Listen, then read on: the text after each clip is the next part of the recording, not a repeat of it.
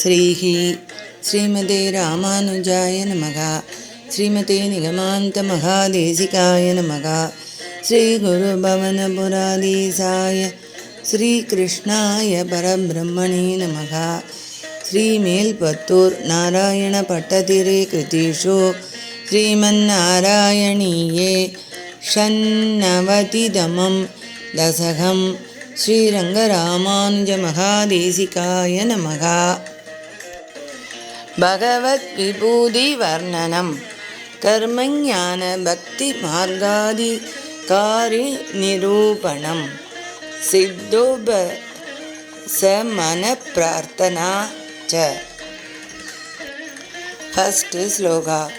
த்வம் he பிரம்மைவ சாக்ஷாத் பரமுருமகிமன் நக்ஷராநாமகார ஸ்தாரோ மந்த்ரேஷு ராஜ்ஞாம் மனுரசி முனிஷு த்வம் ப்ருகுர்நாரதோபி பிரஹ்லாதோ தானவானாம் பசுஷு ச சுரபி பக்ஷிணாம் வைனதேயோ நாகாநாமஸ்ய நந்தசுரசரிதபீச்ச ஸ்ரோதசாம் விஸ்வமூர்த்தி. 96வது தசகம். விபூதி யோகம். த்வம் ஹி பிரம்மைவ சாக்ஷாத். பெருமை மிக்கவரே, உலகெங்கும் நிறைந்தவரே, பரபிரம்மம் தாங்களேதான்.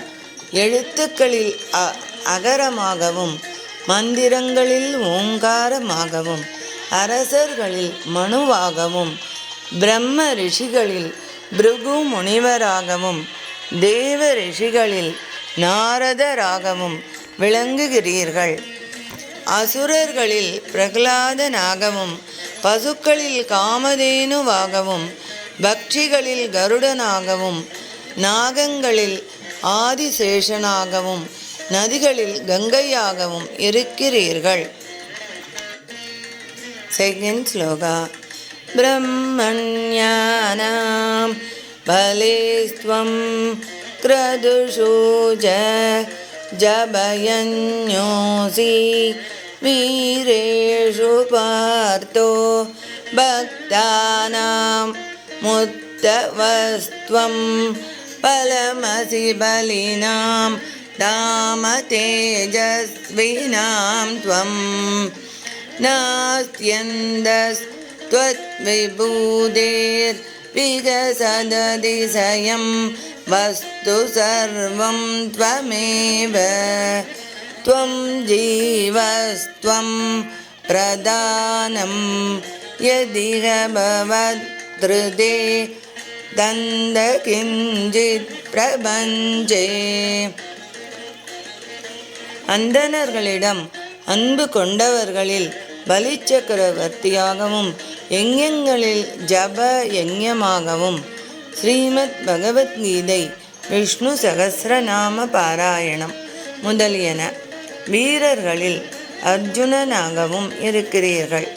தங்களது பக்தர்களுள் உத்தவராகவும் பலம் படைத்தோர்களின் பலமாகவும் ஒளி படைத்தோர்களின் ஒளியாகவும் விளங்குகிறீர்கள். தங்கள் விபூதிக்கு பெருமைக்கு எல்லையே கிடையாது. உலகில் அதிசயமாக வியப்பாக விளங்கும் பொருட்கள் அனைத்தும் தாங்களே. தாங்கள்தான் ஜீவன், தாங்கள்தான் பிரதான புருஷன். அதாவது பிரகிருதியும் புருஷனும் தாங்களேதான். இவ்வுலகில் தங்களை தவிர வேறொன்றுமே இல்லை. அதாவது தாங்கள் இல்லாத பொருளே இல்லை. தேர்ட் ஸ்லோகா. தர்மம் வர்ணாஸ்ரமானாம் ஸ்ருதி பதவிகிதம் त्वत्परत्वेन भक्त्या कुर्वन्तोर्विरागे विगसति सनकै सन्त्यजन्तो लभन्ते சதா ஸ்பூர்த்தி பிரியத்வாத்மகமகில பதார்த்தேஷு பின்னேஷ்வபின்னம் நிர்மூலம் விஸ்வமூலம் பரமமகமிதி த்வத் விபோதம் விசுத்தம்.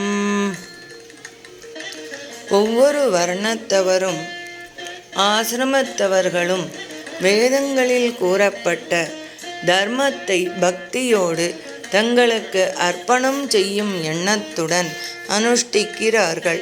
அவ்வாறு அனுஷ்டிப்பதால் அவர்களுடைய மனதில் படிப்படியாக வைராகியம் தோன்றுகிறது. அதனால் அவர்கள் தனக்கு என்று நியமிக்கப்பட்ட கடமைகளை உள்ளபடி பற்றின்றி ஆற்றி அதன் பயனை துறந்து துறவிகள் ஆகிறார்கள். அதற்கு பிறகு சச்சித் ஆனந்த ரூபமானதும் வெவ்வேறாக தோன்றும் பொருட்கள் அனைத்திலும் வேற்றுமை இன்றி ஒன்றாக காணப்படுகின்றதும் தனக்கென்று ஒரு காரணம் இல்லாமல் அனைத்திற்கும் தானே காரணமாக விளங்குவதும் மிக்க தூய்மையாக விளங்குவதுமான பரம்பொருளே நான் என்ற ஸ்வரூப ஞானத்தை உண்மை உணர்வை அடைகிறார்கள்.